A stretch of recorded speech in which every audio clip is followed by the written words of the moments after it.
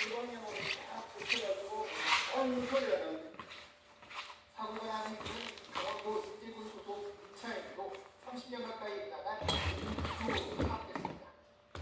산불 진화를 위해 전날 강원도 육지에서 나온 헬기는 이날 두 번째 진화 작업에 투입된 지 12분 만에 추락했습니다.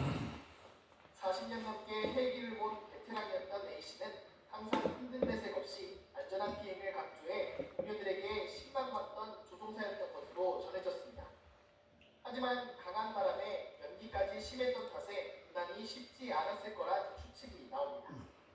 추락 사고가 발생하면서 산림청은 한때 전국 산불 현장에 투입된 모든 헬기 운항을 중단시켰습니다.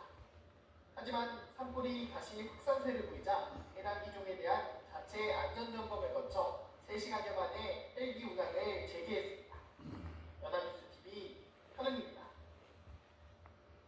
일주일째 꺼지지 않고 있는 산청 산불이 장기화하고 있습니다. 산림당국은 다시 야간 진화 작업을 벌이고 있는 상황인데요. 비가 예고된 오늘이 산불 진화 여부에 찾아 고비가 될 것으로 보입니다. 하준 기자입니다. 일주일 가까이 두 불이 잡히지 않으면서 다시 밤을 맞이한 산청 산불.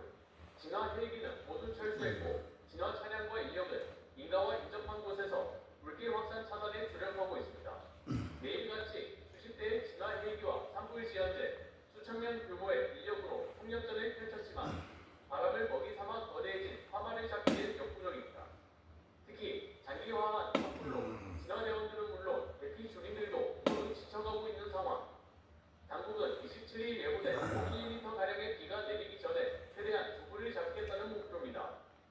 불길이 어느 정도 잡히고 나면 약한 비라 할지라도 잔불 진화에 도움이 될 것이란 기대입니다. 내일 이제 오전에 헬기를 집중적으로 투입해가지고 주부를 진화시키도록 이렇게 좀 생각을 하고 있는데 비가 오면은 제가 알기로는 상당히 그 진화에 도움이 되는 거로. 산림당국은 다시 날이 맑고 연구가 사라지는 대로 진화 헬기와 장비, 인력을 총동원한다는 계획입니다. 산청 하동 지역 산불 진화율은 26일 오후 6시 기준으로 77%, 남은 화선은 전체 66km 가운데 16.5km입니다. 산청 하동을 포함해 전국적으로 내리는 비가 산불 확산세를 늦추는 단비가 될지 주목됩니다. 연합뉴스TV 하주입니다. 노을 쪽은 산불이 발생한 지 닷새째인 어제도 불길은 완전히 잡히지 않았습니다. 현장에는 마른 낙엽과 재선충 감염목 더미가 많아 한 번 껐던 불도 다시 살아나는 상황인데요. 그나마 다행인 건 오늘 비 예보가 있다는 점입니다. 정동은 기자가 현장에 다녀왔습니다. 인가와 가까운 야산에서 거센 불길이 치솟습니다. 재선충병을 걸려 잘라놓은 나무더미에 불이 붙은 겁니다. 소방대원이 여친 물을 뿌려보지만 불길은 좀처럼 잡히지 않습니다.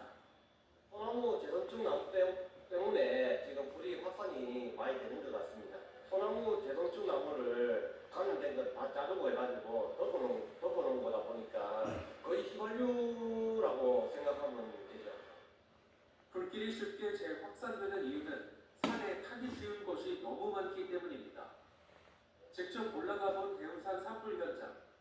마른 낙엽이 사방에 깔려 있고 곳곳에 재선충 감염목 더미가 불쏘시개처럼 널려 있었습니다. 이런 가운데 헬기 운용 공백은 더욱 치명적이었습니다.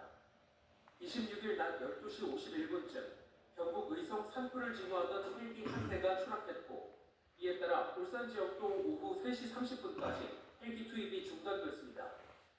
헬기가 빠진 사이 바람을 타고 물씨가 사방으로 튀었고 결국 민가까지 불길이 위협하게 된 겁니다. 좀처럼 꺾이지 않는 불길. 하지만 비 예보가 진화의 분기점이 될 수 있다는 기대가 나옵니다. 그 자체만 해도 습기가 머물기 때문에 물의 합기는 좀 많이 막을 수 있을 것 같다 하는 그런 생각이고 내일 오후 돼야 사실은 한 5mm 정도 비가 온다니까. 한때 98%까지 올라갔던 진화율은 계속된 재발화로 다시 70%대로 떨어진 상황. 지난 22일 시작된 산불로 확인된 피해 면적은 681만 제곱미터에 달하지만 불길은 여전히 멈출 기미를 보이지 않고 있습니다. 연합뉴스TV 전동훈입니다. 경북 의성에서 번져온 산불은 청송군 소재의 마을 곳곳을 덮쳤고 이제는 주황산 국립공원과 천연 일으키기 위한 치열한 사찰 현장, 이정우 기자가 다녀왔습니다. 화마가 휩쓸고 지나간 자리엔 전망만이 남았습니다. 22일 의성에서 시작된 산불은 동풍을 타고 이동해 25일 저녁 청송을 거쳤고 이곳 마을을 쑥대밭으로 만들었습니다. 지금 어떻습니까? 지금 그래 막상 와보니까 엄마처럼 와볼 때 안에 가자. 독상내란 생년 처음이죠. 그나마 마을에 남아서 물을 뿌리고 잔불을 소화하는 등 갖은 노력을 한 주민들이 있었던 덕분에 피해를 줄일 수 있었다는 설명입니다.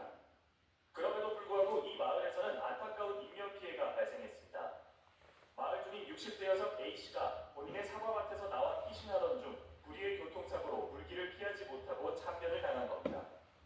참변 발생 지역의 마을 주민들은 알고 지내던 이웃의 비극에 침울한 분위기였습니다. 이외에도 2명이 추가로 숨지고 1명이 실종돼서 이곳 청송에서만 총 4명의 사망자와 실종자가 발생했습니다.